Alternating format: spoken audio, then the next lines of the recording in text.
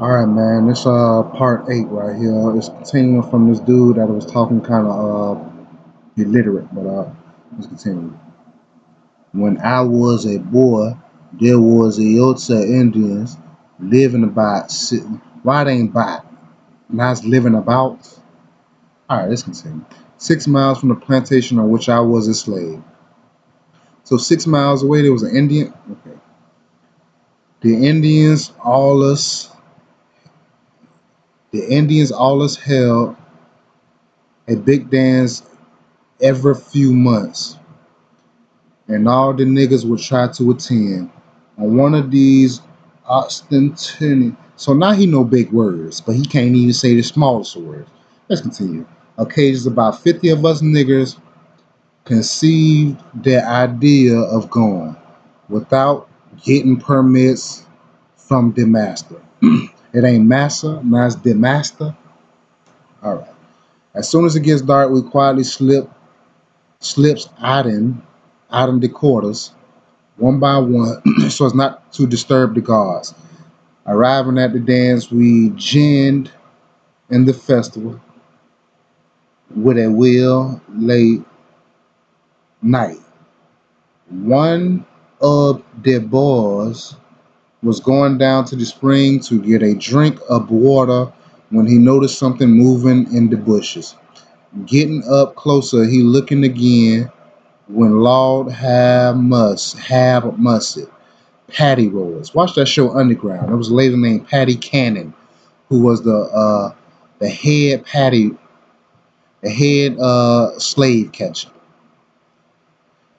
Okay, continue. Slaves mixed and mingled and danced together with the Indians and the indigenous people. Okay, the Indians and the indigenous peoples of the southeastern United States welcome new dancers, including those from the African continent. So how they remember who they are? How can they remember their dances and everything? What they passed down? It seemed like all the herbs and stuff and all that we know today, them herbs are not natural to the African soil. Let's continue, man. Sacred bonds of blood and metaphysical kinship came to exist between the two peoples, and the collective history became an enduring element in American culture. Excuse me. Native Americans may have also played a role in the development of African American religion through supporting the invisible institution of African American Christianity.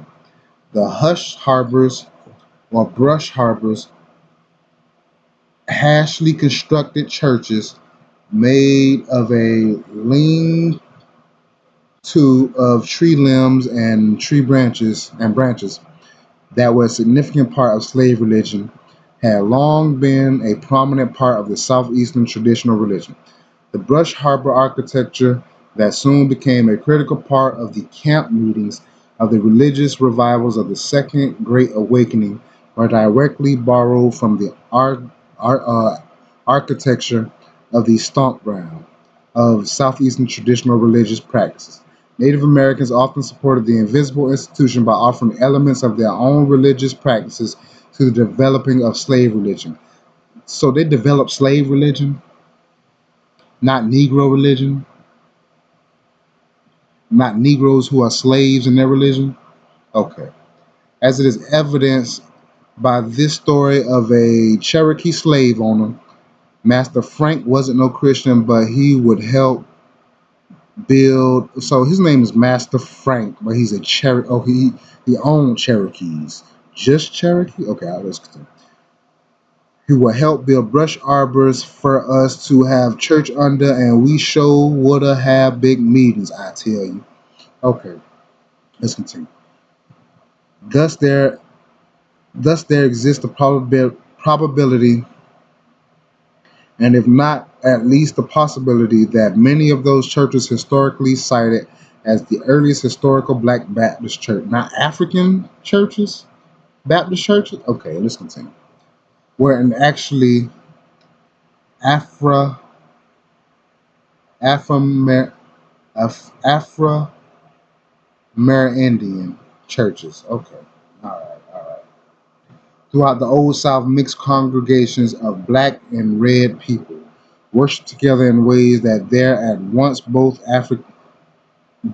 at once both African and Indian. So not Negroes now, not blacks. All right, man. They do so much switching of the wordplay, but let's continue.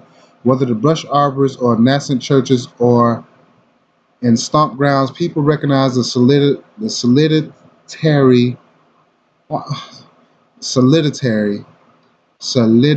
solidarity, and only comes in response to an overarching culture of oppression that attempted to define and divide black and red people. By learning to overcome, well, so what happened? Ever happened to the copper brown people? Red and black make copper. Indian red is dark brown. Let's go. By learning to overcome that which separated them as a people, they learned to conquer that double consciousness, which creates estrangement within themselves. In so doing, they laid the foundation for a common history, one written in the hearts of our people. In truth, sacred bonds between blacks and Native Americans, so not Africans and Native Americans now, bonds of blood and uh, trusted bond of blood and metaphysical kinship cannot be documented solely by factual evidence confirming extensive interaction and intermingling. They also matters of the heart. These ties, I mixed it kind of quick. Oh, these ties are the best addressed by those who are not simply concerned with the old data of history, but who have history written in the hearts of our people. Who then I feel for history, not just because it offers facts, but because it awakens and sustains connections, renews and nourishes current relations